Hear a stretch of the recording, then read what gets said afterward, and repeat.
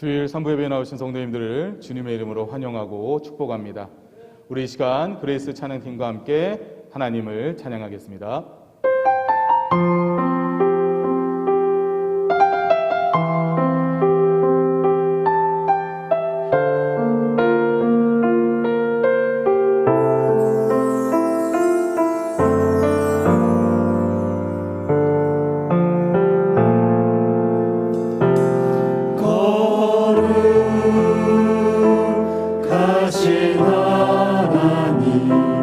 주께 감사드리세. 날 위해 이 땅에 오신 독생자 예수, 나의 맘과 뜻 다해 주를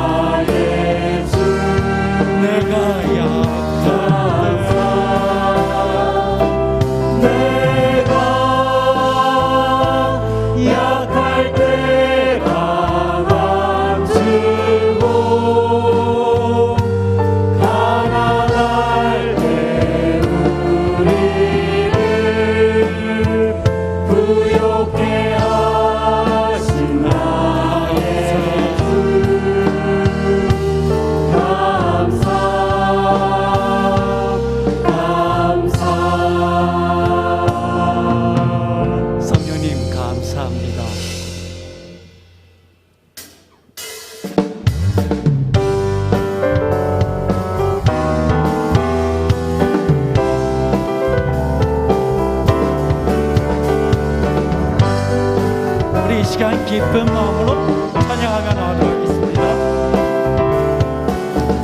내 손을 주께 높이 듭니다. 내 찬양 받으실 주님, 내 마음을 주께 활짝 엽니다. 내 찬양 받으실 주님, 내 손을 주께 높이 듭니다.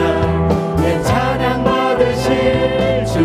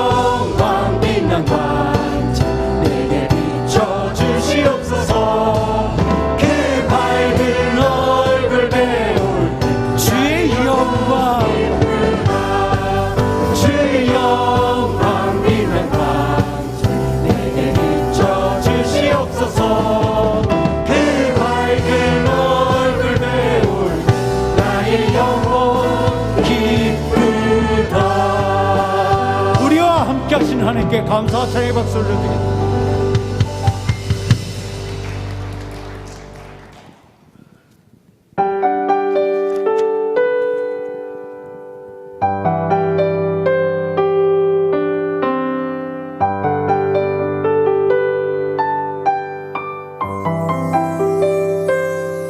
주의 십자가 지고 나 그곳에 가리니 모든 땅의 끝이 기근이라도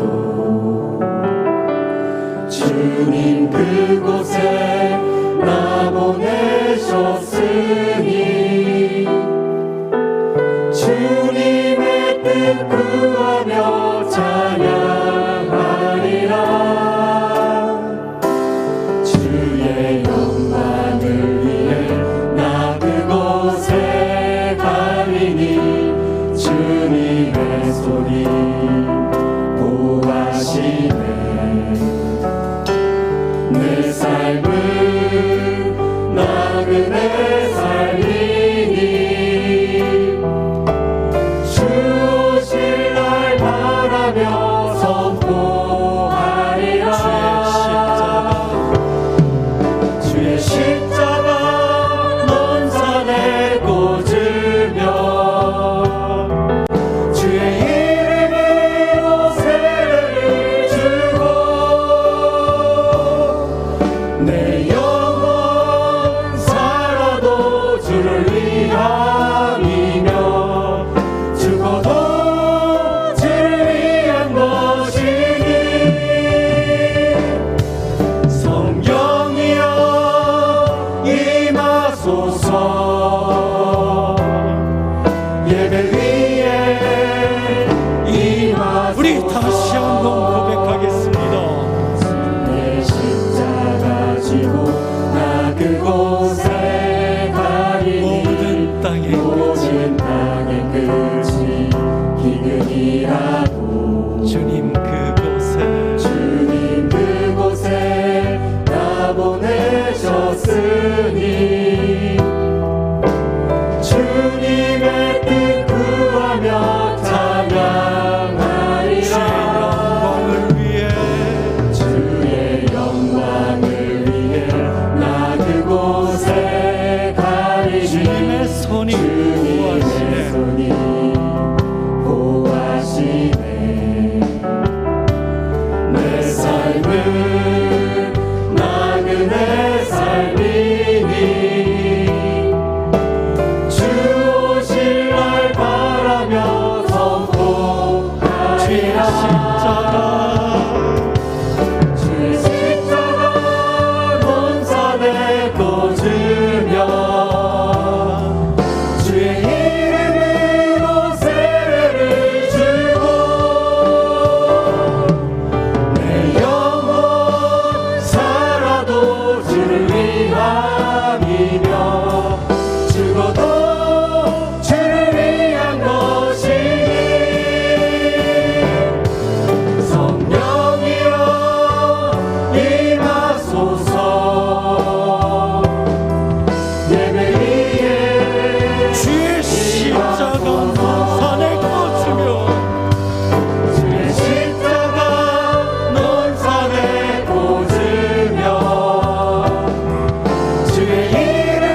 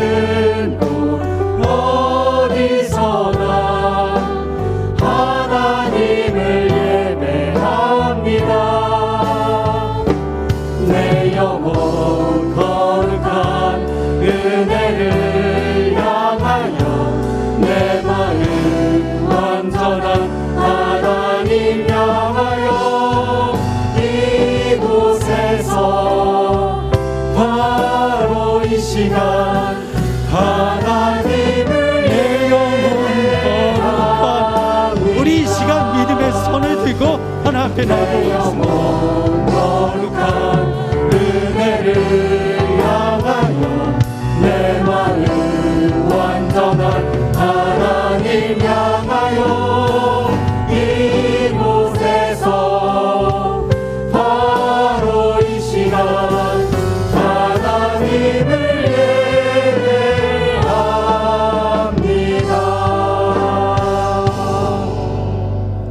이 시간 자리에서 일어나도록 하시겠습니다.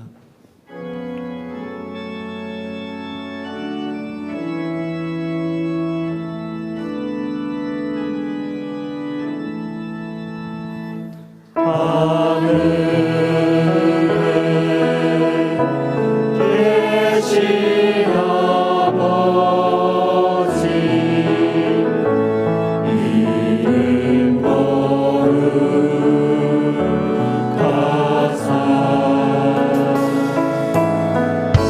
주님 나라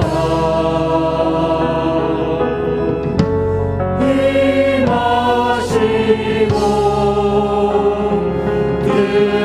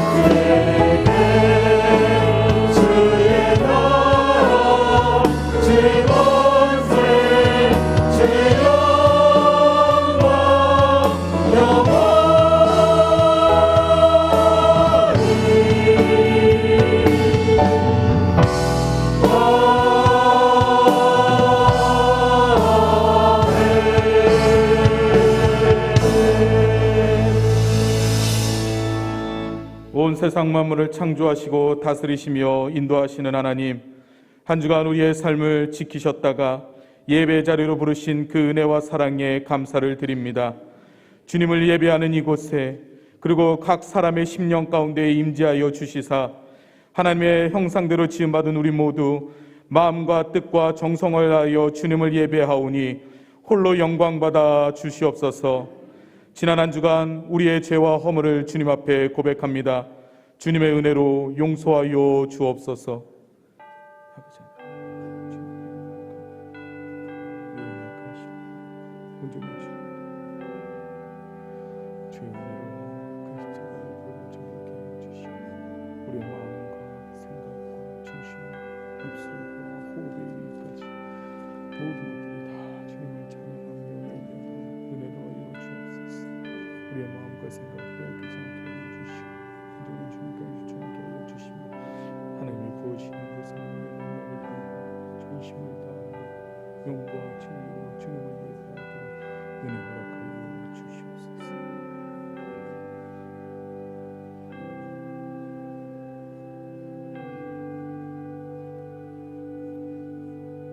우리가 우리 죄를 자백하면 그는 미쁘시고 의로우사 우리 죄를 사하시며 우리를 모든 불의에서 깨끗하게 하실 것이라.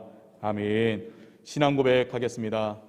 전능하사 천지를 만드신 하나님 아버지를 내가 믿사오며 그 외아들 우리 주 예수 그리스도를 믿사오니 이는 성령으로 잉태하사 동정녀 마리아에게 나시고 본디오 빌라도에게 고난을 받으사 십자가에 못 박혀 죽으시고 장사한 지 사흘 만에 죽은 자 가운데서 다시 살아나시며 하늘에 오르사 전능하신 하나님 우편에 앉아 계시다가 저리로서 산 자와 죽은 자를 심판하러 오시리라.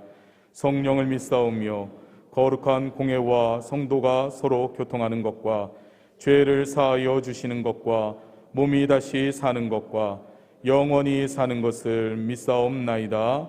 아멘. 찬송가 35장 함께 찬양합니다.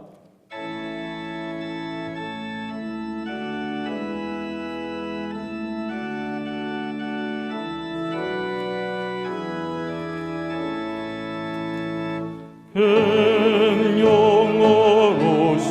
주 이곳에 오셔서 이 모인 자들로 주 백성 삼으사 그 중에 항상 계시고 그 중에 항상 계시고 큰 영광 나타내소서.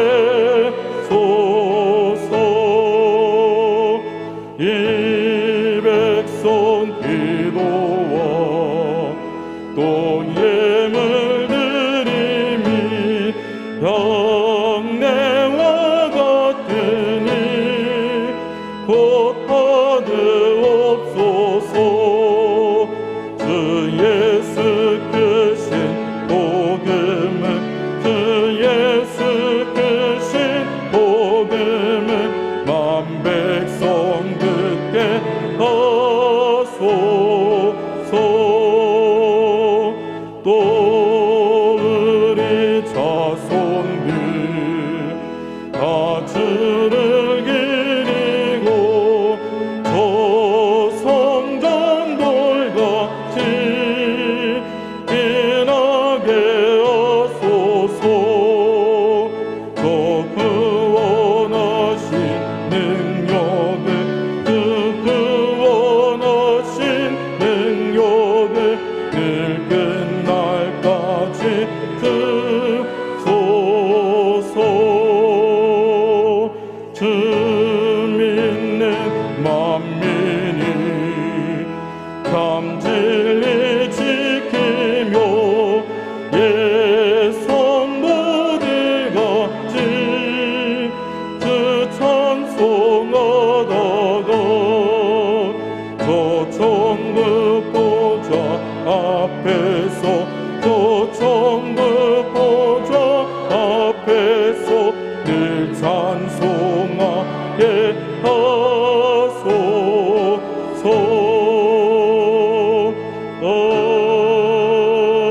아멘. 오장환 장로님 기도하십니다. 전능하사 천지를 만드신 하나님 아버지, 감사와 찬송과 영광을 돌립니다. 거룩한 날 세상 사람들은 올 수 없는 이 귀한 복된 자리, 저희들 믿음 주시고 건강 주셔서 하나님 앞에 나올 수 있도록 인도해 주시니 감사합니다. 지난 한 주간도 거칠고 험한 세상 가운데 사는 동안 저희들 특별히 사랑해 주셔서 만나와 생수와 메추라기로 일용할 양식을 주시고 때를 따라 불기둥 구름기둥으로 우리를 보호해 주셔서 오늘 이 시간까지 함께 하심을 감사합니다. 이 시간 앉아있는 자리가 능력의 자리가 되게 하여 주옵소서. 주님 부활하시고 처음 가셨던 그 갈리가 이 자리가 되게 해 주시옵소서. 풍랑을 만난 자에게 잔잔케 해주시고 밤이 맞도록 수고한 어부들에게 만선의 기쁨을 주신 것처럼 또 병든 자에게 치료해 주시고 굶주린 자에게는 풍족하게 먹고도 남는 그러한 기적의 현장, 일생 변치 않을 그러한 체험의 현장이 이 자리가 되게 해 주시옵소서. 이 귀한 시간 세우신 주의 사자 말씀을 증거합니다. 능력과 세심과 건강을 주시고 아볼로처럼 성령에 능통하여서 하나님 말씀이 증거될 때 그 말씀이 은혜가 되게 하여 주시고 능력이 되게 하시고 예언이 되게 하여 주셔서 캄캄한 세상 살아가는데 길잡이가 되는 귀한 말씀이 되게 하여 주시옵소서. 말씀을 듣는 저희들 베레아 사람들처럼 순전한 마음으로 간절한 마음으로 말씀을 들어서 능력받고 세심을 얻어서 하나님께서 예비하신 명령하신 그 뜻을 잘 감당하는 우리들 되게 해 주옵소서. 복음의 증인들 되게 해 주시옵소서. 이 코로나로 어려운 시기지만 저희들이 전도하고 가르치고 병 고치는 능력을 우리에게도 주셔서 몸된 교회를 위해서 충성하게 하시고 우리 교회가 질적 양적으로 부흥하고 성장하는 이 지역의 중심 교회가 될 수 있도록 하나님 역사에 주시옵소서. 하나님 아버지, 이 나라 이 민족이 정치 경제 사이로 흔들리고 있습니다. 불안합니다. 우리가 유정자들을 믿을 수가 없습니다. 믿는 저희들이 깨어서 기도하고 바른 길을 가게 하시고 바로 보고 바로 선택할 수 있는 그러한 능력 있는 우리 그리스도인들이 되게 하여 주시고 불의에 분노할 줄 아는 용기 있는 그러한 성도들 되게 하여 주시옵소서. 찬양대가 정성껏 준비한 찬양으로 영광을 돌립니다. 귀한 찬양의 은사를 주셨사오니 헌신하면서도 기쁨이 있게 하여 주시고 은혜가 되게 하여 주시고 복이 되게 하여 주옵소서. 하나님 아버지, 이제 한 주간 은혜받고 세상에 나가 살 때 우리 하나님 동행해 주셔서 코로나로부터 보호해 주시고 할 수 있으면 타지에 방문하지 않고 개인위생에 철저히 해서 이 전염병으로부터 보호받는 우리 성도들 되게 하여 주시옵소서. 이 시간도 귀한 말씀 받고 돌아갈 때는 기쁨으로 돌아갈 수 있도록 역사해 주옵소서. 감사드리며 예수님의 귀한 이름으로 기도드리옵나이다. 아멘.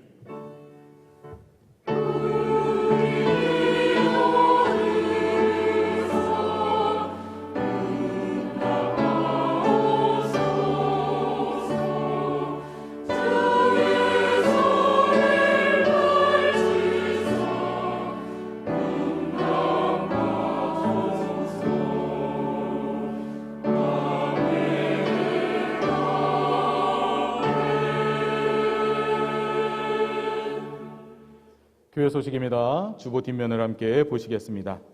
3차 말씀 대행진 안내입니다. 4월 18일 오늘부터 24일까지는 사무엘하 24장까지입니다. 오늘은 장애인 주일입니다. 장애를 가지고 계신 성도와 이웃을 살피고 함께 행복한 교회와 논산이 되기를 바랍니다. 26 여전도에서 주관하는 5월 어린이 꽃주일 신청 안내입니다. 가격과 대상은 주보를 참고해 주시고 신청은 김강혜 집사님 또는 소재현 집사님께 하시면 됩니다. 5월 행복한 가정 세미나 안내입니다. 일정은 5월 2일 주일부터 5주간 한가족 예배 시입니다. 주제와 제목, 강사 등은 주보를 참고하시기 바랍니다. 어머니 기도회 안내입니다. 5월 12일 수요일부터 매주 수요일 오후 8시 40분에 예루살렘 성전에서 모입니다. 신청서는 로비에 준비되어 있습니다. 현재까지 사랑의 쌀 누정량은 1kg 성미봉투 295포입니다. 사랑병원 안내입니다. 코로나 백신 접종을 예약하신 분들 중 해열 진통제가 필요하신 분들은 3부 예배 후 본당 지하 사랑병원에서 받아가시기 바랍니다. 함께 말씀 보겠습니다. 오늘 함께 보실 하나님의 말씀은 로마서 7장 14절부터 25절까지입니다. 제가 가진 성경으로는 신약 248쪽에 있습니다. 다 찾으신 줄 알고 제가 봉독하겠습니다.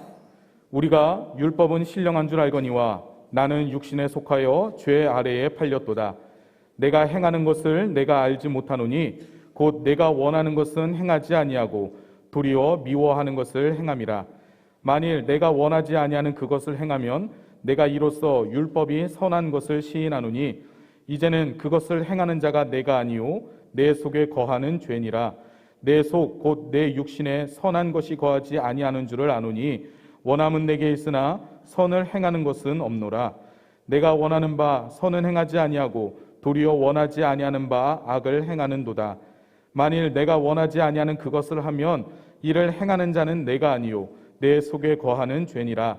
그러므로 내가 한 법을 깨달았노니 곧 선을 행하기 원하는 나에게 악이 함께 있는 것이로다. 내 속사람으로는 하나님의 법을 즐거워하되 내 지체 속에서 한 다른 법이 내 마음의 법과 싸워 내 지체 속에 있는 죄의 법으로 나를 사로잡는 것을 보는도다. 오호라, 나는 곤고한 사람이로다. 이 사망의 몸에서 누가 나를 건져내랴. 우리 주 예수 그리스도로 말미암아 하나님께 감사하리로다. 그런즉 내 자신이 마음으로는 하나님의 법을 육신으로는 죄의 법을 섬기노라. 아멘. 할렐루야 찬양대에 찬양으로 하나님 앞에 영광 돌린 후에 담임 목사님 나오셔서 영적인 임계점을 넘어섭시다 라는 제목으로 말씀 전해주시겠습니다.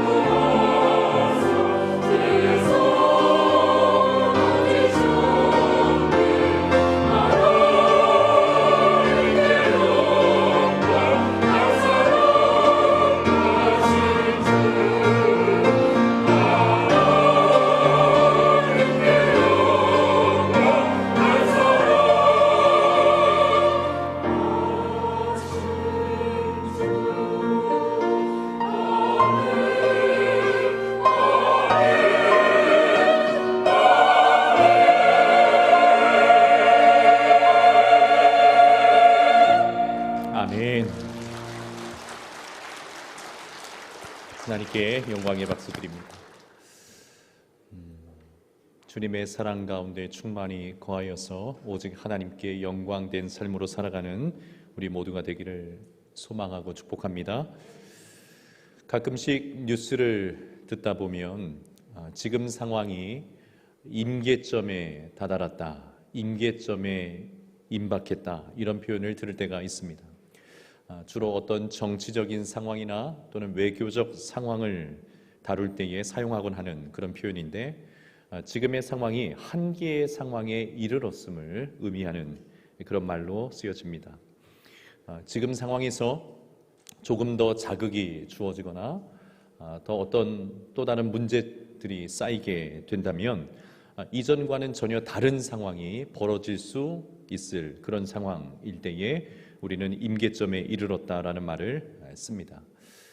그런데 사실 이 임계점이라고 하는 용어는 정치적인 상황이나 외교 상황에서 우리가 익숙하게 듣곤 하지만 원래는 물리학에서 사용하는 용어입니다.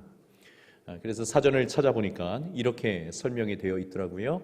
임계점은 저온상에서 고온상으로 상태의 변화를 할 때, 상변화를 할 때 저온상으로 존재할 수 있는 한계의 온도 또는 한계의 압력, 그것을 일컬어서 임계점이라 그렇게 사전은 정의를 내리고 있습니다. 그러니까 어떤 물질의 상태가 또 다른 상태로 변화하기 그 직전의 온도와 압력의 그 지점을 일컬어서 임계점이라 말하는 것이죠. 예를 들어서 액체는 기체로 변화할 수가 있죠. 자, 그런데 액체가 기체로 변화되는 바로 그 순간의 온도 또는 압력, 이것을 임계점이라고 말하는 겁니다. 상태의 변화가 일어나는 어떤 최대치의 지점 또는 한계치의 지점이라 그렇게 말할 수도 있을 겁니다. 이 임계점을 넘어서야지 비로소 상태가 변화를 맞이하게 되는 것이죠. 자, 우리의 영적인 상태에도 이와 같은 임계점이 있습니다. 이 세상에서 살아가는 성도들에게는 매우 중요한 두 번의 영적인 변화를 반드시 갖게 됩니다. 첫 번째 변화는 불신자에서 신자로 변화되는 것이죠. 그리고 두 번째 변화는 이제 예수님을 믿게 된 신자가 단지 믿음의 고백을 하는 그 자리에 멈추지 않고 점점 더 예수님을 닮아가는 그런 신자로 변화되어 가는 것입니다. 우리는 이 두 번째 변화를 일컬어서 성화라 그렇게 말하기도 합니다. 점점 더 거룩해져 가는 것, 점점 더 예수님을 닮아가는 것을 말합니다. 이 두 가지 성도의 변화는 모두 임계점을 넘어선 것입니다. 영적인 상태가 이전과 획기적으로 달라진 상태에 이른 것이기 때문에 그렇습니다. 그리고 우리가 이 임계점을 넘어서도록 하는 유일한 길은 무엇이냐면, 여러분 한번 따라해 보시겠습니까? 오직 예수님, 오직 예수님. 이 두 가지의 영적인 임계점 모두 우리로 하여금 넘어서게 하는 유일한 기준이자 유일한 방식이자 유일한 길은 오직 예수님뿐이십니다. 불신자에서 신자로 그 영적인 상태가 바뀌는 것도, 그리고 예수님을 믿기만 하던 그 삶에서 이제는 죄와 싸우기도 하고 점점 더 거룩한 삶으로 변화되어지며 예수님을 닮아가는 삶으로 변화되는 것도 우리의 힘으로 되는 것이 아니라 오직 예수님으로 말미암아 되는 것인 줄 믿습니다. 이것이 오늘 설교의 결론입니다. 오늘 본문은 우리에게 이 두 번째 임계점에 대해서, 이 두 번째 영적인 임계점에 대해서 말씀해주고 있습니다. 오늘 본문의 내용도 조금 어려운 부분들이 좀 있어요. 그렇지만 천천히 함께 말씀을 따라가 보면 좋겠습니다. 우리는 지난 주일 율법에 대해서 함께 말씀을 나누었습니다. 율법은 그 자체로는 선한 것입니다. 결코 악한 것이 아니라 선한 것입니다. 왜냐하면 하나님께서 주신 것이기 때문에 그렇습니다. 하나님께서 하나님의 백성들에게 영적인 생명을 위해서 주신 것, 그것이 율법이죠. 그래서 율법의 본연의 기능은 사실은 사람을 죽이는 것에 쓰여지는 것이 아니라 사람을 살리는 기능이 율법의 본연의 기능입니다. 그러므로 율법은 결코 악한 것이 아니고 폐기하여 없애버릴 것이 아니라 여전히 지금의 우리에게도 소중하며 귀한 것, 그것이 하나님께서 우리에게 주신 율법인 줄 믿습니다. 그래서 로마서 7장 12절 말씀, 7장 12절에 이렇게 말씀이 기록되어 있죠. 이로 보건대 율법은 거룩하고 계명도 거룩하고 의로우며 선하도다. 의로우며 선하도다. 당연하지 않겠습니까? 하나님께서 하나님의 백성들의 그 영적인 생명을 위해서 주신 것인데 어찌 선하지 않을 수 있겠습니까? 어찌 거룩하지 않을 수 있겠습니까? 오늘 본문 14절의 그 상반절에서도 비슷한 내용을 기록하고 있죠. 우리가 율법은 신령한 줄 알거니와, 이렇게 말씀해요. 율법 그 자체는 신령하다는 것입니다. 거룩하고 영적인 것입니다. 자, 그런데 어느 순간 죄의 권세가 이 율법의 순기능, 율법의 이 선한 기능을 왜곡시켜 버렸어요. 왜곡시켜 버렸어요. 죄라는 것이 얼마나 교묘하고 악한지 하나님께서 주신 율법까지도 그 죄의 목적을 달성하기 위해서 이용해 버리는 겁니다. 자, 이러한 상황을 로마서 7장 8절에서 바울이 또 표현을 합니다. 자, 우리 7장 8절의 말씀 같이 한번 한 목소리로 읽어봅니다. 시작. 그러나 죄가 기회를 타서 계명으로 말미암아 내 속에서 온갖 탐심을 이루었나니 이는 율법이 없으면 죄가 죽은 것입니다. 죄가 교묘하게 기다리고 있다가 무엇을 탔어요? 기회를 타서 계명으로 말미암아 오히려 사람의 마음속에 쑥 들어가서 탐심과 같은 죄악된 마음을 구체화시켜 버렸다는 거예요. 현실로 만들어 버렸다는 겁니다. 이 8절 앞에 있는 7절의 하반절에도 기록되어 있는 것처럼 율법이 탐내지 말라 이렇게 말씀하시니까 우리는 어떻게 됩니까? 탐심이라고 하는 그 마음의 죄악된 마음의 상태가 우리 안에 있는 것을 비로소 인식하게 되죠. 알게 되는 겁니다. 자각하게 됩니다. 아, 이런 것이 탐심이구나. 아, 이런 욕심의 마음이 내 안에도 있는 것이구나. 아, 이런 몹쓸 마음의 상태를 내가 가지고 있네.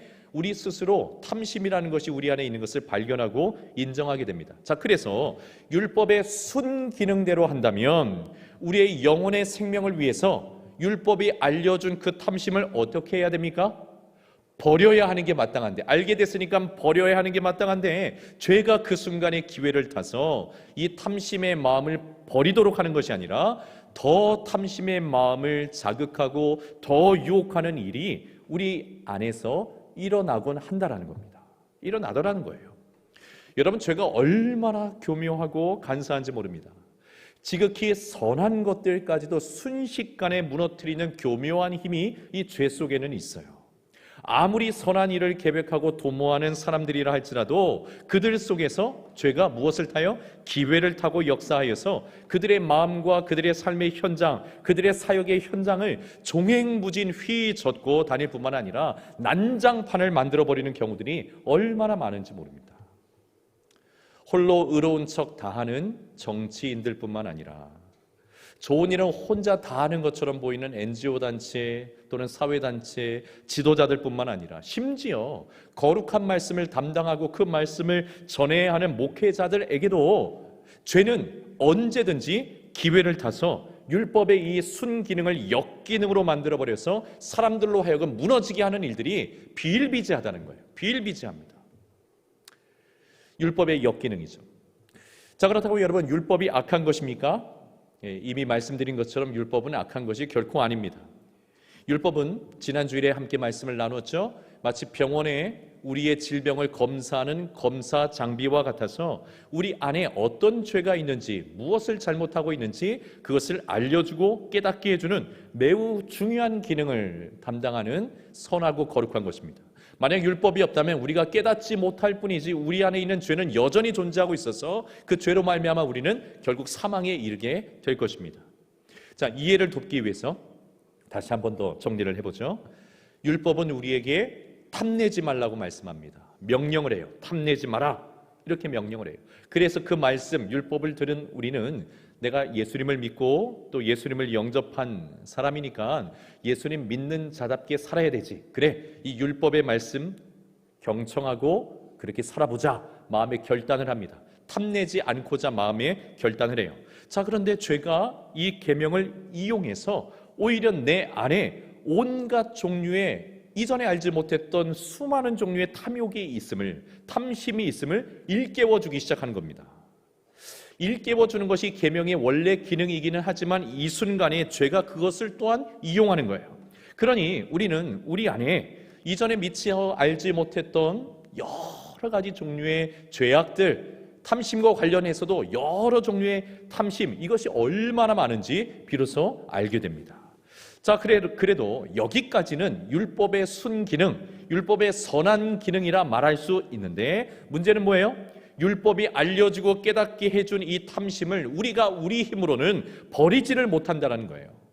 버리지를 못한다는 거예요. 마음은 굴뚝 같은데 내가 이제 하나님을 믿고 예수님을 영접했고 구원받은 백성으로 교회 다니기 시작했고 이제 성도의 신분을 가지고 있고 성도의 신분을 넘어서 직분자의 신분을 가지고 이제 살아가기 때문에 이것 말씀이 가르쳐주는 이것 악한 것인 줄 알아서 이것을 버려야 되는 것이 마땅한데 죄의 권세가 우리 안에서 그것을 놓아주지 않는다라는 거예요. 놓아주지 않더라는 겁니다. 예를 좀 더 들어보죠. 교회에서 은혜를 많이 받은 권사님이 한 분 계시다고 가정을 해보죠. 예배를 참석할 때마다 은혜를 많이 받았고, 그리고 이제 우리 교회도 5월이 되었으면 행복한 가정 세우기, 이런 가정 세미나를 하게 되는데, 이 권사님도 행복한 가정을 위해서 어떻게 해야 하는지 성경적으로 배우고 큰 깨달음을 얻기도 했습니다. 그래서 마음속에 결단하고 또 결단을 했어요. 집에 돌아가서 믿지 않는 남편, 내가 예수님의 마음으로 섬겨보리라. 화내지 않고 섬기는 것이, 사랑으로 섬기는 것이 율법의 가르침이니 그대로 한번 해보리라. 그런 마음을 가지고 집으로 돌아갔습니다. 자, 그런데 웬걸요? 아직도 남편이 집에 안 돌아와 있네요. 밤이 늦은 시간인데도 안 돌아와 있네요. 늦은 밤이 되어서야, 자정이 다 되어서야 들어오긴 했는데 고주망태가 되어서 들어왔습니다. 술에 만취가 되어서 휘청거리면서 들어왔는데, 보니까 양말을 또 뒤집어 가지고 한쪽 거실에 던져놓고 또 한 짝은 저쪽 식당에다 던져놓고 이러고 있는 겁니다. 게다가 고래고래 소리도 막 질러요. 자정이 다 된 시간인데, 이웃집이 다 들을 텐데 막 소리를 질러요. 거기서 멈추지 않고 이제는 밥상을 차려오라고 또 얘기를 하네요. 은혜 받은 권사님이 어떻게 됐겠습니까? 마음속에 결단도 했고 배운 것이 있고 율법의 가르침이 무엇인지 명확하게 알고 있지만 그것을 실천할 겨를도 없이 이전처럼 또다시 폭발해버리고 만 겁니다. 한바탕 그 새벽에 일을 벌이고 맙니다. 그리고 나서 이 권사님의 마음은 어떻게 됐을까요? 속상하죠. 자책감 또는 자괴감, 패배감, 실망감, 자신에 대한 미움, 이거밖에 되지 않나? 이런 생각들 온갖 종류의 마음속에서 또 다시 낙심에 빠지게 되곤 합니다. 남자분들도 마찬가지지 않습니까? 이제는 성도답게 좀 살아보리라. 이제는 좀 중직자답게 살아보기를 원해서 덕스럽지 않은 일, 덕스럽지 않은 그런 행동을 하지 않으려고 마음의 결심을 하고 또 하지만 하루 일과를 마치고 나면 어떻게 알았는지 친한 친구가 꼭 찾아와지고 한마디 합니다. 한잔하러 가자. 한잔하러 가자. 그러면 마음속에 안 되는 줄 알지만 이것이 덕스럽지 않다는 것을 알고는 있지만 늘 마음속에 한 문장이 꼭 떠올라요. 어떤 문장이 떠오릅니까? 이번 한 번만 딱. 이번 한 번만 딱. 이런 마음과 함께 안 되는 줄 아는 그 행동을 반복해서 계속 하게 됩니다. 얼마나 그 이후에 마음이 낙심이 됩니까? 속상합니까?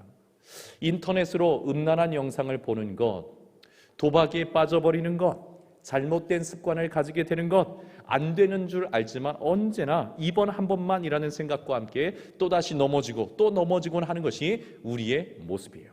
이미 성도가 되었음에도 불구하고 그것이 저와 여러분의 모습입니다. 죄가 기회를 타서 계명으로 말미암아 오히려 우리를 더 깊은 죄로 끌고 내려가는 것을 우리는 많이 경험합니다. 사랑하는 여러분, 이와 같은 일들이 벌어지는 이유는 무엇일까요? 이와 같은 일들이 생기는 이유는 무엇일까요?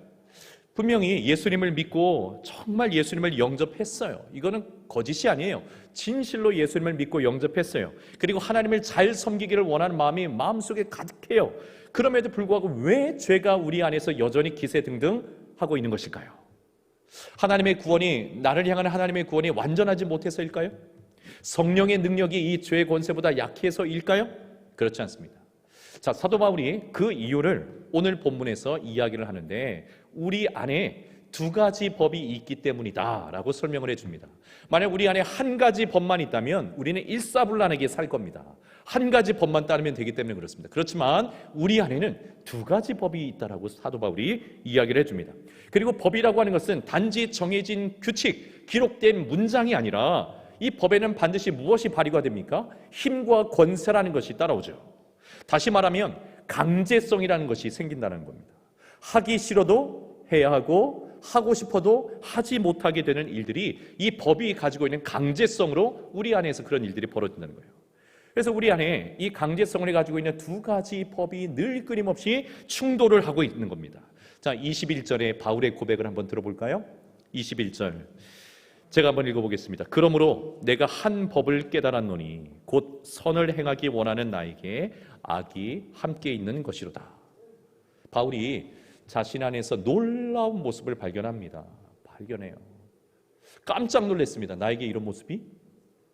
바울이 어떤 사람입니까? 바울이 어떤 사람이에요? 예수님을 아주 특별한 방식으로 만난 사람이지 않았습니까?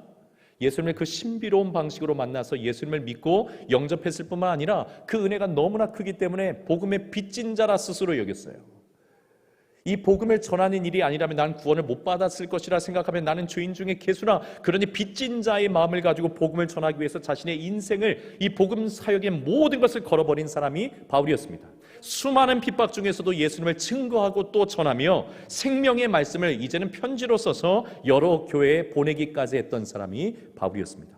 자, 그런 바울이었음에도 불구하고 자신 안에 선을 행하기를 원하는 자신과 함께 무엇이 있는 것을 발견하는 겁니까?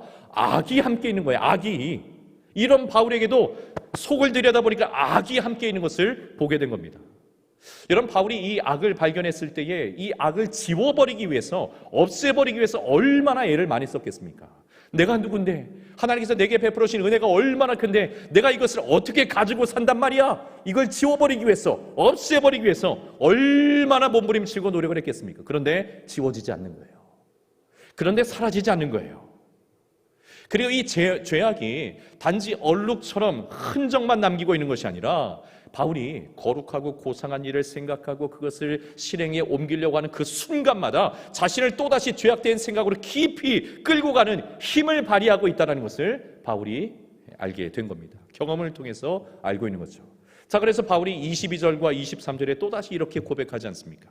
22절과 23절 제가 또 읽어보겠습니다. 내 속사람으로는 하나님의 법을 즐거워하되 내 지체 속에서 한 다른 법이 내 마음의 법과 싸워 내 지체 속에 있는 죄의 법으로 나를 사로잡는 것을 보는도다. 얼마나 기가 막힌지 모릅니다. 얼마나 기가 막힌지. 분명히 자신의 속사람은, 자신의 내면은 하나님을 너무 사랑해요. 하나님을 사랑하는 것은 의심할 여지가 없어요. 너무 하나님을 사랑합니다. 하나님의 법을 너무너무 즐거워합니다. 늘 사모하여 가까이 하기를 간절히 원한 마음이 가득한데 또 다른 법이 자신의 육체를 다스리고 있어서 이 두 법이 끊임없이 충돌하고 싸운다는 거예요. 게다가 오히려 경우에 따라서는 이 죄의 법이 자신을 통째로 사로잡아 버리는 것을 바울이 보는 겁니다. 너무 기가 막힌 겁니다. 너무 기가 막힌 거예요. 내가 정말 구원받은 하나님의 자녀가 맞기는 한 건가? 내가 다메섹에서 만난 예수님이 진짜 예수님 맞기는 한 건가? 내가 경험했던 그 신비로운 체험이 진정으로 주님께서 내게 주신 체험이 맞기는 한 건가? 나 같은 사람이 이 복음을 전해도 되는 것일까? 나 같은 사람이 이 거룩한 직분을 감당해도 되는 것일까? 끊임없는 고통스러운 생각이 바울 속에 찾아왔을 거예요. 바울 속에 찾아왔을 거예요. 얼마나 고통스러웠겠습니까? 그 고통스러운 마음을 24절에서 고스란히 표현하고 있지 않습니까? 여러분, 이 24절의 말씀은 비단 바울만의 고백이 아니라 저와 여러분의 고백이죠. 저와 여러분이 맞닥뜨리고 있는 현실의 모습인 줄 압니다. 자, 그러니 우리 24절의 말씀을 같이 한번 읽어보죠. 시작. 오호라, 나는 곤고한 사람이로다. 이 사망의 몸에서 누가 나를 건져내랴. 누가 나를 건져내랴. 오호라, 나는 곤고한 사람이로다. 곤고한 사람이로다. 은혜를 받은 것도 분명한데 왜 죄의 법이 내 안에 여전히 있어서 이런 충돌과 갈등과 곤고한 지경에 이르렀는가? 이 속상한 마음을 하소연을 하고 있습니다. 그래서 성도의 마음은 사실은 언제나 전쟁터입니다. 겉으로 볼 때는 환하고 밝고 문제가 없어 보이는 성도라 할지라도 내면에서 전쟁터를 경험하지 않는 성도는 한 사람도 없습니다. 왜냐하면 죄와의 싸움이 시작되었기 때문에 그렇습니다. 죄와의 싸움이 시작되었기 때문에 그래요. 만약 마음속에 예수님을 영접하지 않았다면, 내 안에 예수님이 없다면 이러한 종류의 갈등이나 싸움을 겪지 않고 있을 수도 있습니다. 왜냐하면 죄에 끌려 사는 것이 세상의 방법이고 세상 그 자체이기 때문에 그렇습니다. 그러나 우리 안에 죄로 인한 갈등이 있다면, 죄로 인한 충돌이 있다면, 죄로 말미암는 싸움이 있다면, 여러분, 이것은 반대로 무엇을 증명해 주는 것일까요? 우리 안에 예수님이 계신 것을 증명해 주는 반증이죠. 우리 안에 하나님의 법이 있는 것을 보여주는 반증인 줄 믿습니다. 생명은 언제나 죽음과 충돌하기 때문에 그렇습니다. 빛은 언제나 어둠과 싸우기 때문에 그렇습니다. 선은 언제나 악과 충돌하여 갈등을 일으키고 싸우기 때문에 그렇습니다. 그러므로 여러분, 우리의 내면에 죄에 대한 갈등이 있다면 우리 안에 무엇이 있는 것일까요? 여러분 안에 예수님이 계신 것이나 그렇게 확신해도 좋을 줄 믿습니다. 우리 안에 생명이 있기 때문에 그렇습니다. 우리 안에 예수님이 계시기 때문에 그렇습니다. 그래서 어떤 면에서는요, 갈등이 있는 것이 문제가 아니라 오히려 갈등이 없는 게 문제예요. 예수님을 분명히 믿었는데 예수님을 분명히 믿었는데 성령의 사람이 되었다고 고백을 했는데 세상 속에 살아가면서 갈등이 없다? 여러분, 이거 정말 심각한 문제입니다. 심각한 문제입니다. 반드시 갈등이 있을 수밖에 없어요. 내가 왜 그렇게밖에 되지 못하는가? 이 사실로 인한 갈등이 우리 안에 있을 수밖에 없어요. 자, 그런데 우리의 문제, 우리의 고민은 무엇입니까? 예수님을 우리가 믿고 나서, 은혜를 좀 받고 나서, 예를 들면 수련회나 부흥회 같은 그 집회를 통해서 큰 도전과 은혜를 경험하고 나면 저절로 좀 죄가 사라졌으면 좋겠는데, 죄가 사라지지는 않는다 할지라도 이제는 이전보다 조금 더 수월하게 이 죄라는 것을 싸워서 이겨내고 이 죄를 수월하게 다룰 수 있으면 좋겠는데 여전히 그렇지 않다라는 거예요. 여전히 내 안에는 죄의 법과 하나님의 법이 충돌하고 갈등하고 있고, 더 많은 경우에는 죄의 법이 나를 사로잡는 것을 우리는 여전히 겪고 경험하고 있습니다. 자, 그 이유를 14절에서 바울이 또 설명을 해줘요. 왜 그렇게밖에 살 수 없는지 14절에서 설명을 하는데, 14절도 제가 한번 읽어보겠습니다. 우리가 율법은 신령한 줄 알거니와 나는 육신에 속하여 죄 아래에 팔렸도다. 죄 아래에 팔렸도다. 율법은 선하고 신령한 것이지만 나는 여전히 육신에 속해 있어서 죄 아래에 팔려버렸다. 이렇게 표현을 합니다. 여기서 팔렸다라고 하는 표현은 현재 완료형으로 쓰여진 표현인데, 그러니까 이 세상에서 살아가는 한은 죄 아래 팔린 상태가 계속된다는 거예요. 성도이지만, 주님이 내 안에 들어오셨지만 이 세상에서 살아가는 한은 여전히 죄의 영향이 지속적으로 나에게 미친다는 거예요. 내 안에 있는 죄의 법이 여전히 존재한다는 겁니다. 자, 그러니 성도의 마음이 얼마나 심한 갈등과 충돌이 일어나겠습니까? 자, 이런 성도의 상태를 15절부터 조금 더 구체적으로 설명을 합니다. 이러한 갈등이 어떤 모습으로 나타나는지를 바울이 설명을 하는 겁니다. 15절. 자, 우리 15절 말씀 같이 한번 읽어보죠. 시작. 내가 행하는 것을 내가 알지 못하노니 곧 내가 원하는 것은 행하지 아니하고 도리어 미워하는 것을 행함이라. 아멘. 내가 행하는 것을 내가 알지 못하노니, 내가 행하는 것을 내가 알지 못하노니. 자, 이 말은 바울이 지금 스스로 무슨 행동을 하고 있는지조차 모르고 있다, 이런 의미가 아니라 지금 이와 같이 행하는 것을 바울 자신조차도 이해가 되지 않는다라는 의미입니다. 이해가 되지 않는 거예요. 이해가 되지 않는 겁니다. 자신이 원하는 게 있어요. 자신이 주 안에서 뜻하는 바가 있어요. 분명히 원하는 바가 있는데 원하는 그것을 행하지 않고 실제 행하는 것을 보니 원치 아니하는 것을 계속 행동하는 겁니다. 원치 않는 것을 계속 선택을 하고 그것을 행동하는 겁니다. 여러분, 이쯤 되어지면 성도로서 얼마나 깊은 신앙의 갈등을 겪겠습니까? 자신이 정말 하나님의 자녀가 맞는지 영적인 회의감이 왜 찾아오지 않겠어요? 자신에 대한 실망감이 왜 느껴지지 않겠습니까? 그래서 안타깝게도 이러한 문제들로 인해서 오히려 교회를 떠나곤 하는 그런 성도님들이 가끔씩 계세요. 가끔씩 계세요. 그리고 이런 명분을 이야기를 합니다. 자신이 더 완벽해지면 돌아오겠습니다. 더 이 죄와의 싸움에서 갈등이 없어지면, 정말 하나님 보시기에 완전히 합당하다고 내 스스로도 생각되어지면 그때 돌아오겠습니다. 이렇게 말씀하신 분이 간혹 계세요. 어떤 면에서 보면 이런 분들은 양심적이다, 이렇게 말할 수도 있겠죠. 견딜 수 없어 하는 마음을 가지니까. 그렇지만 여러분, 그런 순간은 오지 않습니다. 다시 말해서 죄와의 싸움에서 완전히 벗어나 버리는 그 순간, 완벽하게 죄의 법을 통제하는 그 순간, 아무런 갈등도 없이 충돌도 없이 죄를 수월하게 다룰 수 있는 그런 순간은 우리가 이 세상을 살아가는 한 우리에게 찾아오지 않아요. 필연적인 싸움입니다.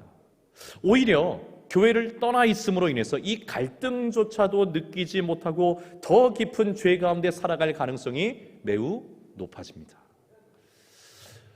이런 일이 왜 일어날까요? 원하지 않는 이런 일들이 왜 일어날까요? 바울이 이 부분도 설명을 합니다. 뭐라고 설명하냐면, 이 갈등을 조장하는 것이 자기가 아니라 자기 안에 있는 죄가 이런 일들을 행하는 것이다, 이렇게 이야기를 해줘요. 자기 안에 악한 힘을 발휘하는 모종의 존재가 있음을 이야기를 합니다. 자, 그것이 17절의 말씀이죠. 17절 한번 확인해 볼까요? 이제는 그것을 행하는 자가 내가 아니요 내 속에 거하는 무엇입니까? 죄가 그런 일들을 계속한다는 거예요. 죄가 우리를 탁 사로잡고 계속해서 이런 일들을 한다는 거예요. 20절에도 동일한 표현을 사용합니다. 내 속에 거하는 죄가 그런 일들을 행한다. 자, 어떤 분들은 이쯤에서 이렇게 생각하거나 이렇게 저에게 말하고 싶은 분들이 계실지 모르겠습니다. 목사님, 그렇다면 꼭 싸워야 되겠습니까? 죄와 그거 꼭 싸워야 되겠습니까? 죄와 싸우는 것이 이렇게 힘들고 사도 바울조차도 너무 힘들어서 오라 나는 곤고한 사람이로다, 누가 이 사망의 몸에서 나를 건져내랴, 이렇게 고백까지 하는데 우리는 하물며 어떻겠습니까? 그러니 이 잘 이길 수도 없는 이 싸움 계속 해야 되는 것입니까? 꼭 싸워야 되는 것입니까? 이렇게 질문하는 분들이 계실지 모르겠어요. 자, 이와 같은 질문에 대해서 저는 뭐라고 대답을 해야 될까요? 할까요? 네, 반드시 싸워야 됩니다. 반드시 싸워야 됩니다. 왜냐하면 우리가 예수님을 믿고 영접한 그 순간으로부터 이 싸움은 더 이상 선택의 영역에 머물러 있는 싸움이 아닙니다. 예수님이 내 안에 생명을 가지고 들어오신 이상 우리 안에 있는 그 죄의 법과 충돌할 수밖에 없는 것이죠. 내가 진실로 예수님을 믿었다면, 믿고 있다면, 영접했다면, 하나님의 법이 내 안에서 작용하고 있다면 이 싸움은 더 이상 선택의 영역에 있는 싸움이 아니라 내가 하고 싶어서 하고 하기 싫으면 안 할 수 있는 그런 싸움이 아니라 필연적인 싸움이 되어버렸다는 겁니다. 그리고 여러분, 피할 수 없는 싸움이라면 우리는 반드시 그 싸움에서 이겨야 될 줄 믿습니다. 승리해야 될 줄 믿습니다. 지는 싸움이 얼마나 인생을 고단하게 합니까? 날마다 지고 있다면 그 인생이 얼마나 불행한 가운데 살아갈 수밖에 없는 것입니까? 자, 그렇다면 여러분, 마지막으로 이 싸움에서 우리는 어떻게 승리할 수 있는 것일까요? 사도 바울조차도 그런 장탄식을 지금 내뱉고 있는데 우리가 어떻게 승리할 수 있을까요? 자, 오늘 본문에서의 반전이자 사실 로마서 전체의 반전이 오늘 본문 로마서 7장 25절에서 시작이 되는 겁니다. 자, 25절 말씀은 중요한 말씀이니까 같이 한번 읽어보죠. 시작. 우리 주 예수 그리스도로 말미암아 하나님께 감사하리로다. 그런즉 내 자신이 마음으로는 하나님의 법을, 육신으로는 죄의 법을 섬기노라. 7장 24절에서 극심한 내적인 그 갈등을 토로하고 있었던 바울, 장탄식, 이거 불가능해 보인다, 너무 힘들다, 너무 곤고하다, 이런 탄식을 하고 있었던 바울이 25절에서 돌연 하나님을 향하는 감사의 고백을 드리고 있습니다. 왜 감사의 고백을 드리는 것일까요?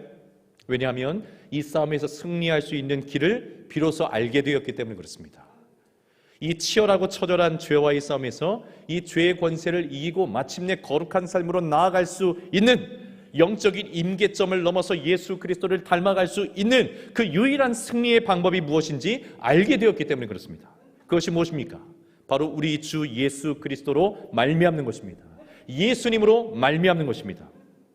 우리는 하나님으로부터 의롭다함을 받게 된 것, 그래서 구원을 받게 된 것, 그래서 하나님의 자녀가 된 것, 이 모든 과정 속에 우리의 힘, 우리의 공로는 아무것도 없다는 사실을 우리 너무나 잘 알고 있습니다. 우리의 힘으로 되는 것이 아닌 것을 너무나 잘 알고 있습니다. 그리고 이제 믿음으로 구원받은 우리가 이 죄의 법과의 싸움에서 이길 수 있는 유일한 길 역시 오직 예수님을 믿는 것밖에 없습니다. 오직 예수님을 의지하는 길밖에 없습니다. 오직 예수님을 바라보고 또 바라보는 것밖에는 없어요. 그 말씀을 오늘 본문 25절에서 우리에게 말씀해 주고 있는 겁니다. 여러분, 성화는 무엇입니까? 성화가 무엇입니까? 우리 안에 있는 죄를 떨쳐버리는 것을 성화라 말할 수 있겠죠? 그러나 반대로 설명한다면 죄를 떨쳐버리는 것과 동시에 예수님을 점점 닮아가는 것, 예수님을 닮아가는 것, 그것을 또한 성화라 우리는 이야기할 수 있을 겁니다. 여전히 죄의 법 아래 우리가 있기 때문에 우리는 끊임없이 죄를 떨쳐버리려고 하는 그 노력이 필요하기는 하지만 우리의 힘으로 이 죄를 떨쳐버리려고 노력하면 할수록 또 할 때마다 우리는 무엇을 맛봐요? 실패를 자꾸 맛봐요. 죄책감에 빠지게 됩니다. 내 힘으로는 안 되는 거구나, 무기력함에 빠져요. 바울과 같이 오라 나는 곤고한 사람이로다, 이 고백을 항상 할 수밖에 없어요. 자, 그러나 우리의 이 성화를 향한 시도가 죄를 지워버리거나 죄를 없애버리거나 우리가 의지를 가지고 죄를 굴복시켜버리려고 하는 것이거나 이런 것이 아니라 예수님을 사랑하는 것, 예수님의 은혜를 사모하는 것, 예수님을 바라보고 또 바라보고 예수님을 찾고 예수님을 붙들고 예수님을 의지하고 이 의지하면 할수록 여러분 그때 이루어지는 것이 성화인 줄 믿습니다. 죄와 싸워서 이기려고 죄의 초점을 맞출 때에는요, 여러분 죄가 여전히 기세가 등등해요. 야, 내가 누군지 알아? 예수님 믿고 하나님의 자녀가 되었어. 너 죄, 어떤 종류의 죄든지 라이트급이든지 헤비급이든지 다 나와봐. 내가 너와 싸워서 단번에 이겨버릴 거야. 죄와 결투를 신청해서 싸워보려고 하면 죄가 눈 깜짝도 안 합니다. 껌쩍도 안 하고 오히려 더 기세 등등을 해가지고 얼마나 교묘한지 기회를 타서 얼마든지 우리를 농락하고 넘어지게 만들 수가 있습니다. 죄는 그렇습니다. 자, 그렇지만 오히려 반대로 죄와의 싸움은 좀 내려놓고 하나님의 은혜에 초점을 맞추기 시작하는 겁니다. 예수님을 더 뜨겁게 사랑하려고 마음속에 새롭게 결단을 해보는 겁니다. 예수님을 닮아가는 삶을 살고자 몸부림을 쳐보는 것입니다. 그렇게 예수님께 초점을 맞출 때에 오히려 이 죄의 권세가 힘을 잃어버려요. 비빌 언덕을 잃어버려서 영향력을 발휘하지 못하는 일들을 우리는 또다시 경험하게 됩니다. 언젠가 고백한 것처럼, 제가 고백한 것처럼 저의 사춘기 시절에 저는 입에 욕설을 늘 담고 살았어요. 정말 지금 생각해도 얼마나 부끄러운지 몰라요. 상상이 잘 안 되시죠? 욕을 막 달고 말끝마다 욕을 하고 그렇게 살았어요. 근데 어느 순간 욕이 싹 사라져버렸어요. 순식간에 사라져버렸어요. 여러분, 이렇게 사라져버린, 욕이 사라져버린 이 변화, 순식간에 일어난 변화, 저에게는 일종의 어떤 영적인 변화죠. 이 영적인 변화에 있어서 사실 저의 의지는 아무런 연관성이 없었습니다. 제가 결단, 오늘부터 욕하지 않기, 지금 이 순간부터 하나님의 백성답게 살기, 시간을 딱 정해놓고 요의 준비 땅, 이렇게 해서 되는 것이 결코 아니에요. 하나님의 은혜가 저를 다스리시니까, 하나님의 은혜가 저에게 충만하니까 그 은혜 속에 하나님의 사랑할 마음을 다시 제 안에서 회복시켜 주시고 전심으로 하나님을 사랑하기 시작하니까 죄는 생각도 나지 않는 거예요. 죄의 지배력이 오히려 그 힘을 잃게 되어지는 그런 역사가 일어나게 되는 것이라는 겁니다. 예수님을 사랑하고 예수님께 집중하고 예수님께 바라보고 예수님을 바라보면 여러분, 율법의 조항 한 가지 여러분, 이 한 가지 굉장히 세밀한 율법의 조항들은 저에게 큰 의미가 없어져요. 왜냐하면 예수님을 사랑하면요, 제가 어떻게 살아야 되는지 성령께서 이끌어 가시기 때문에 그렇습니다. 성령께서 알려주시기 때문에 그렇습니다. 죄와 싸우고자 결연한 의지를 가지고 죄와 결투를 신청할 때는 늘 죄 때문에 힘들었어요. 이 싸움에서 질 것 같아서 늘 힘들었고 또 쥐기 때문에 너무 힘들었어요. 그런데 오히려 스스로 나는 한없이 연약한 죄인입니다. 나 같은 죄인이 없습니다. 늘 죄 때문에 넘어집니다. 스스로 그 죄인 된 것을 고백하고 인정하면 죄가 또 힘이 사라지더라고요. 죄와 싸우려고 할 때는 의지를 가지고 의롭다함을 받고 싶어서 죄와 싸우려고 할 때는 죄가 기세등등했는데 아예 그냥 처음부터 나는 죄인입니다. 내가 얼마나 죄인인지 모릅니다. 나 같은 죄인이 없습니다. 과거도 그것을 증명하고 현재도 그것을 증명하고 앞으로도 여기서 난 벗어날 수가 없습니다. 나는 여전히 죄인이고 하나님의 은혜가, 십자가의 그 은혜가 절실하게 필요한 사람입니다. 이것을 고백하는 순간 죄는 힘을 잃어요. 반대로 말씀드린 것처럼 내가 완벽한 삶을 추구하려고 할 때 누군가로부터 인정받는 의인의 삶의 그 모습을 갖추려고 그렇게 노력하면 노력할수록 우리의 마음이 얼마나 괴롭고 고단하고 곤고하고 갈등 속에서 힘들어하는지 말로 다 해관할 수가 없습니다. 그러므로 여러분, 성도는 시종일관 믿음으로 사는 것인 줄 믿습니다. 시종일관 은혜로 사는 것인 줄 믿습니다. 나 같은 죄인을 살리시고 사랑하시는 그 은혜로 사는 것이 성도의 삶인 줄 믿습니다. 사랑하는 여러분, 예수님을 바라보십시오. 사랑하는 여러분, 예수님을 의지하십시오. 이전보다 더 뜨거운 가슴과 마음을 가지고 우리 주님을 더 뜨겁게 사랑하시는 여러분 되시기를 주의 이름으로 축원합니다. 주님께 사로잡혀 있으면, 주님께 매여 있으면, 생명 되신 주님 안에 거하고 있으면 여러분, 계속되는 죄와의 싸움이 있기는 하지만 결국 우리는 이 영적인 임계점을 넘어서 하나님께서 기뻐하시는 거룩의 삶으로 나아가고 예수님을 닮아가는 그런 삶의 자리에 우리도 알지 못하는 그 순간에 있게 되는 우리 모습을 발견하게 될 줄 믿습니다. 사랑하는 여러분, 이미 주어진 싸움이라면, 필연적으로 싸워야 될 그 싸움이라면 이 싸움을 승리하시는 저와 여러분 되기를 축원합니다. 영적인 임계점을 넘어서십시다. 수십 년 신앙생활을 해왔지만 여전히 이 모습에서 벗어나지 못해서 가슴을 치고 아파하는 그 수준에 머물러 있지 아니하고 예수님을 더 뜨거운 가슴으로 사랑하여서 이 죄의 권세를 나도 알지 못하는 사이에 주님의 권세가 이기게 하심으로 인해서 영적인 변화 누리며 살아가는 저와 여러분 모두가 되기를 예수님의 이름으로 축원합니다. 우리 같이 한번 기도하겠습니다. 주님, 나에게 영적인 임계점을 넘어서는 은혜를 허락하여 주시옵소서. 거룩한 삶, 성화의 삶을 살아가게 하여 주시옵소서. 그러나 나의 힘으로 죄와 싸워 이길 수 없는 것인 줄 너무나 잘 압니다. 주님으로 말미암게 하시고 주님을 더 뜨겁게 사랑하게 하시고 주님의 은혜를 사모하게 하시고 그 은혜 안에 머물러 있게 하여 주시옵소서. 영적인 임계점을 넘어설 수 있도록 은혜를 달라고 우리 같이 한번 한 목소리로 기도하겠습니다. 기도합니다. 사랑의 하나님 아버지, 감사합니다. 우리 사랑하는 성도들에게 은혜를 베풀어 주신 줄 믿습니다. 사모하는 그 심령 가운데 주의 성령으로 역사하여 주셔서 예수님을 믿고 영접하였지만 여전히 죄와의 싸움에서 낙심하고 실패하고 사도 바울과 같은 그런 탄식의 고백들이 우리의 고백이 되어서 늘 실망감 가운데 행복하지 않은 신앙생활을 하고 있는 우리 성도들이 있다면 오늘 이 시간에 성령께서 역사해 주셔서 이 싸움조차도 우리에게 속한 것이 아니라 주님께 속한 것인 줄 깨닫게 도와주셔서 죄에 초점을 맞추어 그 죄와 씨름하기 이전에 예수님께 우리의 초점을 맞추고 예수님을 더 사랑하게 하시며 예수님을 더 든든히 붙잡게 하시고 예수님을 전심으로 의지하게 도와주셔서 예수 충만한 우리의 삶이 될 수 있도록 은혜 베풀어 주시옵소서. 그러할 때에 생명 되신 주님께서 우리의 죄와의 모든 싸움에서 이기게 하시고 그 승리의 기쁨과 승리의 희열을 우리에게 주실 줄 믿습니다. 영적인 임계점을 넘어서게 도와주셔서 세상 사람들과 구별된 거룩한 하나님의 백성으로 한 예수님을 닮아가는 주의 백성으로 살아가는 우리 모두가 되게 하여 주시옵소서. 사랑의 하나님 아버지, 감사합니다. 우리를 주의 자녀 백성 삼아 주신 것 너무나 감사합니다. 우리 안에 생명의 법을 주신 것 감사합니다. 하나님의 법을 주신 것 감사합니다.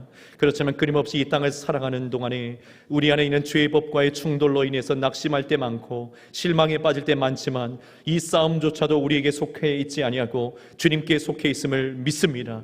주님을 의지하게 하여 주옵소서. 끊임없이 생명 되신 주님을 사랑하게 하여 주시옵소서. 주님의 은혜를 갈망하게 하여 주시옵소서. 주님을 꼭 붙들고 굳건하게 의지하게 도와주셔서 우리 안에 끊임없이 펼쳐져 있는 이 죄와의 싸움에서 승리하는, 그래서 마침내 영적인 임계점을 넘어서 성화의 기쁨, 예수님 닮아가는 기쁨으로 충만한 우리 모든 성도님들 되게 하여 주시옵소서. 오늘도 주님 앞에 우리의 삶을 고백하고 믿음을 고백하여 예물을 올려드립니다. 이 예물 주님께서 기쁘게 흠양하여 주시고 삶의 고백으로 올려드린 저들의 삶에 풍성하신 주님의 은혜, 생명의 은혜, 놀라운 영적인 복을 허락하여 주셔서 이 땅을 살아가는 동안에 하나님 자녀, 하나님 백성으로서의 존귀함을 잃어버리지 않고 살아갈 수 있도록 은혜와 복을 허락하여 주시옵소서. 주님의 교회를 섬기며 봉사하는 모든 주의 종들 위해 특별하신 은혜를 허락하여 주셔서 섬기면 섬길수록 예수님과 더 친밀해지고 생명 되신 예수님과 교제하는 삶이 활짝 열릴 수 있도록 은혜 베풀어 주시옵소서. 주님 함께 하실 줄 믿고 감사드리고 예수님 이름으로 기도드리옵나이다. 아멘.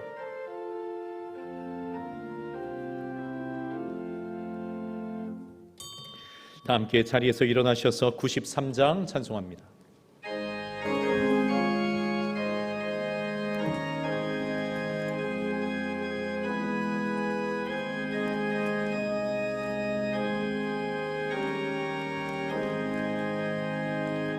예수는 나의 힘이요 내 생명 되시니 구주 예수 떠나 살면 죄 중에 빠지리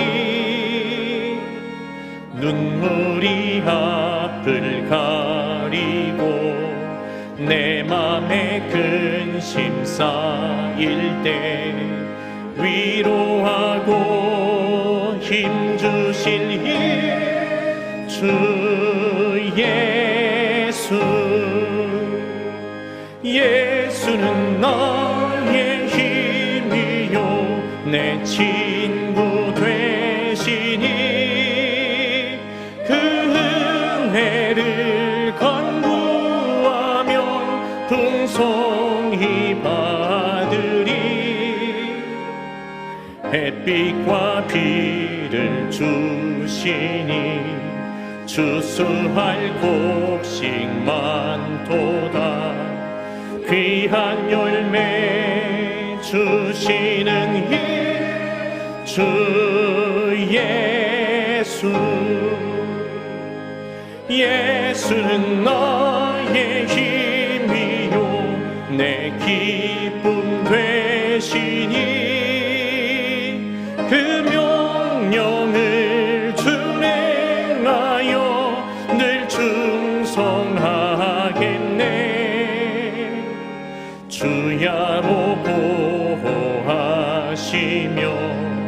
바른 길 가게 하시니 의지하고 따라갈 힘 주 예수.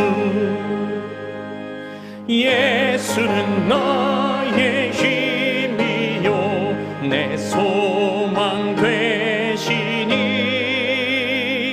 이 세상을 떠나갈 때 곧 영생 얻으리. 한없는 복을 주시고 영원한 기쁨 주시니 나의 생명 나의 기쁨 주 예수. 지금은 우리 구주 예수 그리스도의 그 크신 은혜와 우리 하나님 아버지의 다함이 없으신 사랑하심과 성령 하나님의 위로교통 충만하심 승리케 하심이 거룩한 주일 주님 앞에 나와 온 마음으로 예배드리고 주신 말씀을 마음속에 새기며 나의 힘이 아니라 예수님으로 말미암아 죄와의 싸움에서 승리하며 그 희열과 기쁨으로 인생을 살아내며 믿음의 고백으로 승리하며 살기를 간절히 소원하는 사랑하는 믿음의 권속들 심령 위에 저들의 삶의 현장 위에 가정과 자녀들 위에 일터와 생업과 사업장 위에 해외 구문에 객지에 흩어져 있는 모든 논산중앙교회 성도들 자녀들 머리 위에 이제로부터 영원토록 함께 있을지어다. 아멘.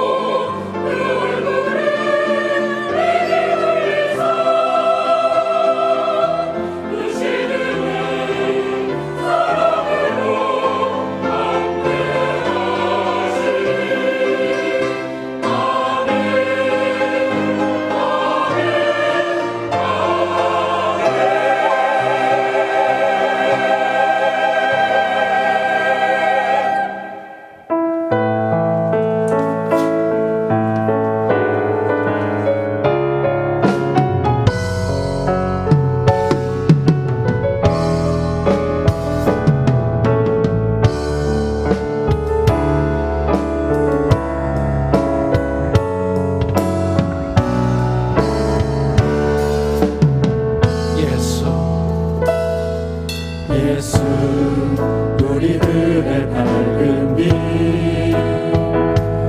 은혜와 긍휼을 베푸시는 주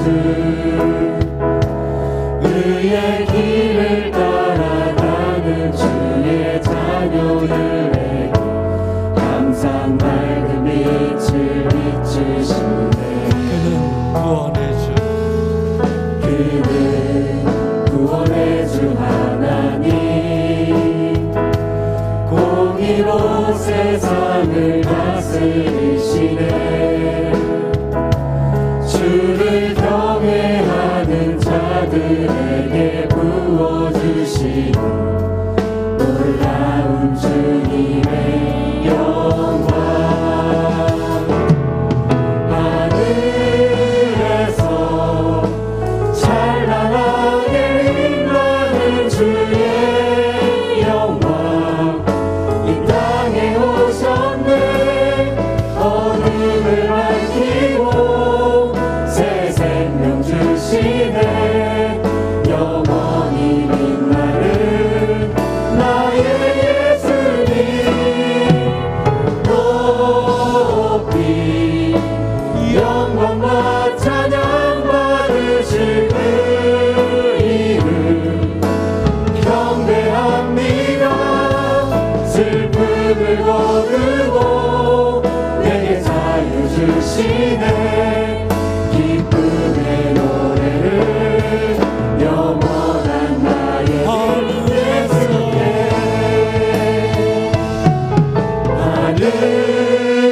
하늘에서 찬란하게 빛나는 주의 영광 이 땅에 오셨네. 어둠을 밝히고